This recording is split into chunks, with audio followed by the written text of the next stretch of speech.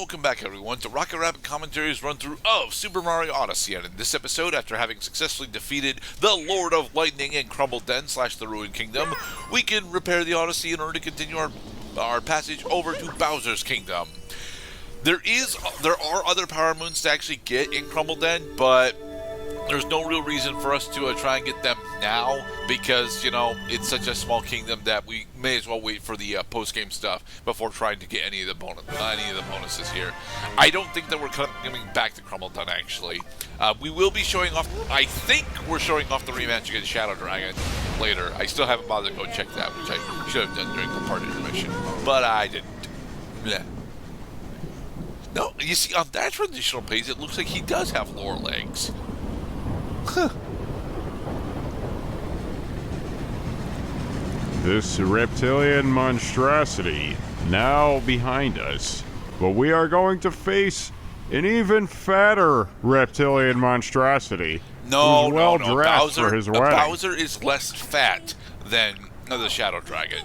It's just that the Shadow Dragon is just significantly more massive than Bowser is.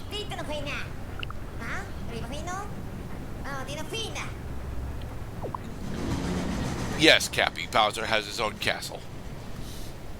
Are we trying to rescue another sentient Cap character from Bowser? Yes, her name is Tiara. Of course it is. Tiara is a headpiece. Yes, she is. Infiltrate Bowser's castle. Oh, look! Another new Mario enemy. He looks like a Womp. He's conceptually similar to a Womp, but, alright. Nice. And is it this one? Yep, it's this one. Nice. Yeah, that Bowser head is actually turned around the wrong way. That's how you're supposed to figure out how that you can interact with it in a special way. Welcome, Mario, to the land of the Goombas. Dang it. Of course. What are you doing? There's a bunch of Goombas. Yes, stack them all together in order to find a hidden Power Moon. Easy peasy. Now find the tallest reachable place you can see, like that one, or just find the 10 Goomba button. Yeah. Which will spawn the hidden Power Moon. Haha! Now, I don't remember if you actually get a coin bonus for stomping 8 enemies in a row. I think you actually do, but I don't remember how much of a coin bonus it is, and it honestly isn't all that relevant given how many coins we end up collecting throughout the game. But I do spend a bit too much time in this kingdom looking around trying to get purple coins early, so that I can so that once we actually deal with the twist boss at the end, because there's a twist boss coming up at the end of Bowser's Kingdom, Mr. Cloud. That way we can leave after we deal with the twist boss. But here is our new unique world transformation for Bowser's Kingdom, the Pokio. Pokio is extremely fucking fun to play with. I love playing with this damn thing, but I will understand if you think that this looks awkward as hell, because it is actually very awkward as hell, but it's so adorable and it's fun and it's got nice sound effects, and it is just a joy to play with this damn thing, Mr. Cloud. Whee! Bowser's big wall. Stab the other Pokio, and then whack. So, yes, Pokio specifically, Pokio is supposed to teach us about attention platforming, where you impale Pokio's nose onto a compatible piece of wall. You flick backwards in order to go up, and then you platform like that. It is a very interesting way to do platforming, and it is awkward as all hell, but it's really fucking fun to play with.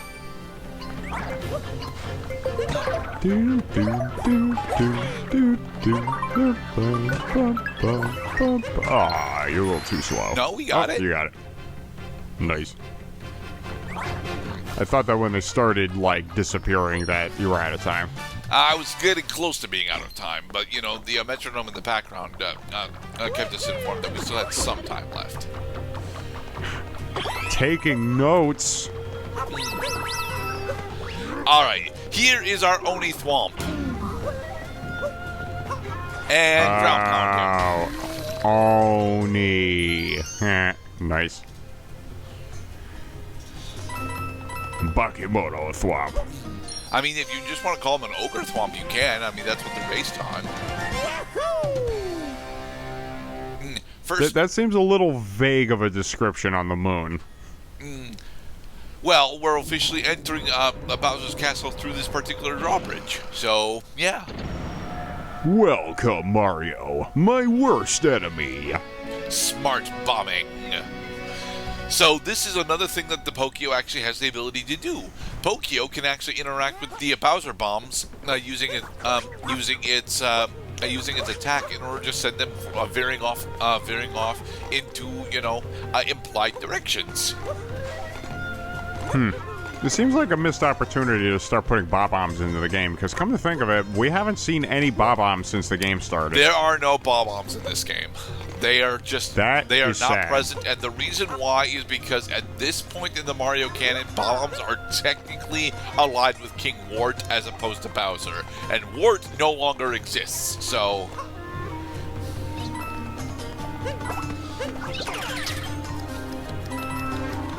And I suppose Bowser had deemed these suitable replacements. Good attention to detail. Yep. You might be wondering, why is there no hexagon here? It is so that you can stick your nose into places where it does belong to get more power moons. Mwah! I see what you did there. Thank you. Overall, the feudal / shogunate era, the shogunate era design aesthetics for Bowser's Castle, specifically the soundtrack here, are definitely enjoyable to play in. But I don't really have all that much to say about them aside from the fact that they're good. I just really like playing with the Pokio. It is fun. Oh, that Pokio invites a lot of hidden spots, but now that we have zapped to another portion, the second courtyard, if you will, now we gotta find another Pokio. Yeah, that is one smaller thing that ends up becoming a problem in this area. There are a couple of power moons that specifically require you to drag a Pokio from one area higher up to a lower area, and just finding out when you're supposed to actually start with the Pokio can be a big hassle. I think they don't actually start forcing us to do that until we get into the post-game stuff, but it is still annoying when it does happen. Thankfully, Pokios can also deal with Spinies. It's the Pokio from Tokyo. That is a reference I did not catch, Mr. Cloud. Dang it. I thought that was pretty obvious. Because, Mario loves poking fun at real things. He does, honestly. Like marriage. And catsuits.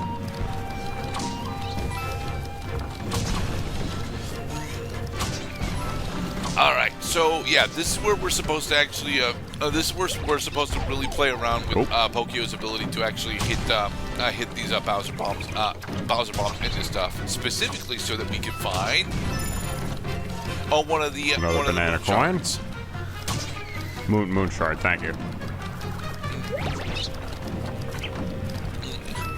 And then climb up the blaster like so. Although there's a power moon right over there, I also see the purple coins in the background. So I think, well, at least present me sees the purple coins in the background. Does past me see the purple coins in the foreground? I saw the shimmer. I don't see any coins. There they are. There you go. And this is honestly one of the major negatives of this area. Despite how fun the Pokio is to play with, manipulating him around these plaster walls for these harder to reach collectibles ends up spending a majority of the time in this world. So yeah, I like the Pokio. It is a really well done concept. but they do stretch the concept a bit too far when it comes to collectibles. You're telling me. Thing stretches so far, it's a wonder it doesn't break. Nice. It's a direct hit. Alright. So, we are trying to go up here in order to get the other purple coins that we saw in the background. And then we will move on to the next major section.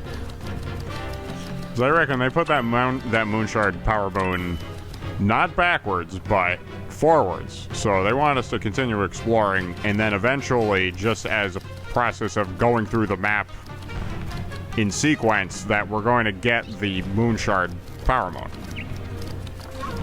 Well, the Moonshard Power Moon is actually required for this segment, so...